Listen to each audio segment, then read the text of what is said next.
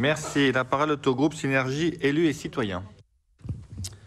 Monsieur le Président, mes chers collègues, le groupe Synergie élus et citoyens s'inscrit en soutien de votre ambition d'augmenter la part des énergies renouvelables dans la métropole de Lyon et de réduire drastiquement le recours aux énergies fossiles.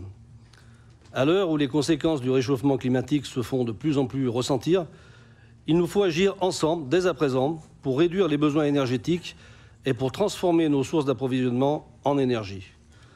Pour que cette ambition devienne une réalité dans les prochaines années, la métropole de Lyon ne pourra y arriver seule. Elle aura besoin de la mobilisation des particuliers, des entreprises, des institutions publiques, dont les communes. Les communes ont pour cela plusieurs atouts. Elles sont d'abord au contact direct des habitants. Elles peuvent les sensibiliser, les informer quant aux dispositifs d'aide aux particuliers que la métropole de Lyon mettra en place pour l'installation de panneaux photovoltaïques. Mais aussi par leur connaissance fine de leur territoire, les communes seront capables d'identifier les fonciers et les acteurs susceptibles d'être intéressés par l'installation de ces panneaux.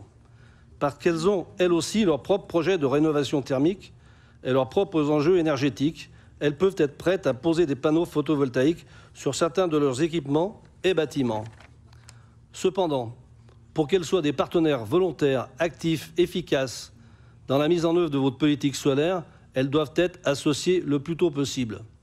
Or, et même si nous sommes rassurés par les propos tenus par le vice-président Guelpa Bonaro, nous constatons à regret que les communes ne sont pas mentionnées dans cette délibération. Pourtant, elles seront très rapidement concernées. Indirectement, dans un premier temps, lorsque vous parlez de massifier la production d'électricité photovoltaïque sur les sites métropolitains, ou encore directement, dans un second temps, s'agissant du développement de projets photovoltaïques sur les fonciers ou bâtis publics. Par ailleurs, les communes, leurs élus et leurs services ont besoin de l'expertise et du concours de la métropole de Lyon et du CIGERLI pour accélérer la transition énergétique. Une grande majorité des maires et des équipes municipales, pour ne pas dire tous, sont prêts à agir en ce sens et sont à l'écoute des innovations tant pour réduire leur facture énergétique que pour s'engager dans des pratiques plus écologiques et respectueuses de l'environnement. Aussi, Monsieur le Président, le groupe Synergie élus et citoyens demande formellement que les communes soient intégrées à cette réflexion et à cette ambition, qu'elles fassent pleinement partie de ce plan métropole solaire et que ce dernier soit présenté aux maires de la prochaine conférence métropolitaine des maires. Je vous remercie. Merci. La parole est au groupe socialiste.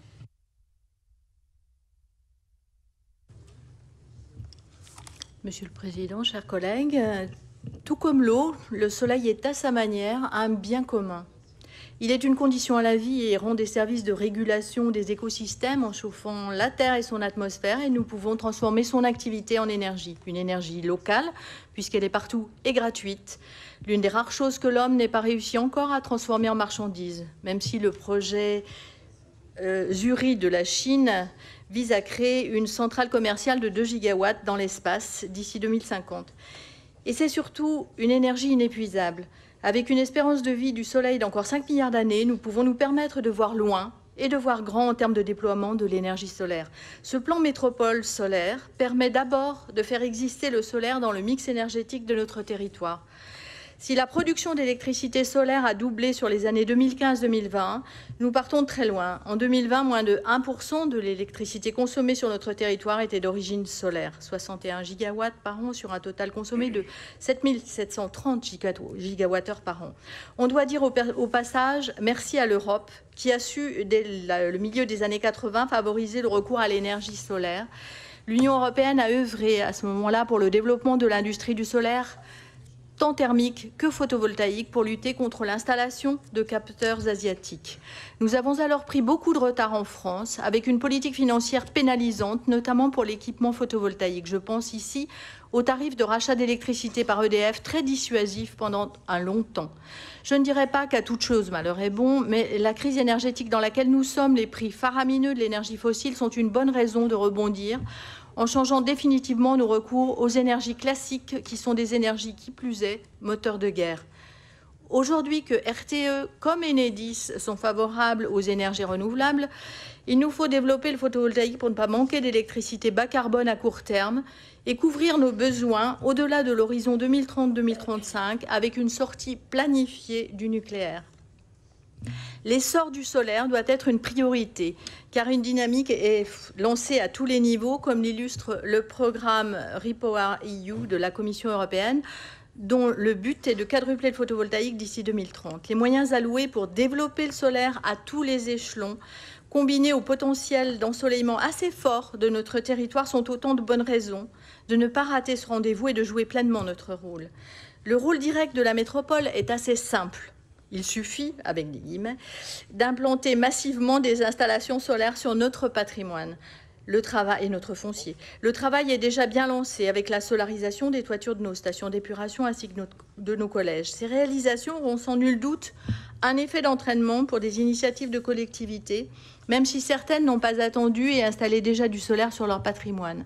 La première installation solaire photovoltaïque en autoconsommation de la métropole a été installée en décembre 2018 à Villeurbanne, après l'équipement solaire de plusieurs écoles. Le CIGERLI, de son côté, après un stand-by de ses montages communaux photovoltaïques dans le mandat précédent, relance son action. Des technologies parfois un peu balbutiantes des années 80, je pense aux moquettes solaires des piscines, on est passé à des technologies largement éprouvées. Rien ne s'oppose aujourd'hui à l'équipement des communes. Par ailleurs, le solaire photovoltaïque ne doit pas faire oublier l'intérêt du solaire thermique. Partout, la question du solaire doit être posée. Que d'ombrières photovoltaïques sur des kilomètres carrés de parkings commerciaux ou d'entreprises ne pourrait-on installer? Ce sont les actions indirectes de la métropole qui vont nécessiter le plus d'énergie, de suivi, mais qui produiront des effets au long cours. Soutenir des initiatives citoyennes avec Copawatt, qui portent des projets notamment dans le Val-de-Saône et à Villeurbanne, permettre aux projets privés de se développer en encourageant notamment le développement du photovoltaïque dans le PLUH et surtout coordonner toutes les énergies publiques ou privées qui se retrouvent parfois seules face à des questions techniques, réglementaires ou financières. C'est justement tout l'enjeu du Club solaire qui jouera ce rôle de mise en relation et de montée en compétences des différents acteurs, communes, entreprises, syndicats. Réussir à créer des synergies en la matière est une condition sine qua non pour massifier notre production solaire et décarboner nos productions et nos consommations énergétiques. Mais n'oublions jamais, in fine, qu'on ne peut penser la production d'énergie, quelle qu'en soit la source, indépendamment de la consommation. Miser sur une énergie renouvelable, miser sur l'efficacité et la sobriété énergétique implique des changements majeurs dans l'ensemble des secteurs de notre société. L'Agence locale de l'énergie et du climat a de beaux jours devant elle. Je vous remercie de votre attention.